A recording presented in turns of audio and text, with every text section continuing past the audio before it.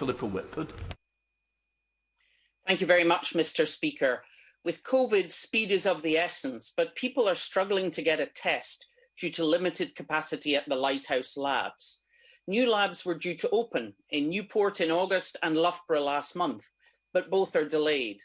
As NHS labs are having to take on more testing, can the Minister say what additional funding will be provided specifically to increase NHS lab capacity?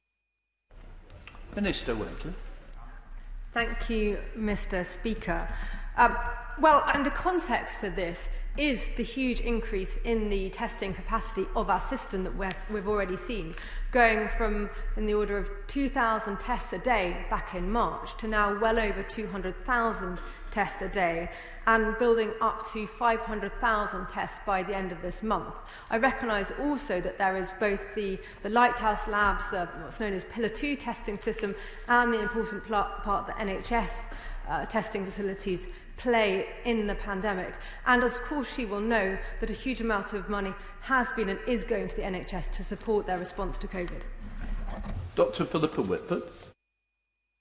Scotland's public health-based tracing service has reached over 95% of contacts, yet 4 months on, the Circle system in England has still only reached 61%. As finding contacts and getting them to isolate is critical to reducing COVID spread, shouldn't tracing in England now be based more on local public health teams? Minister.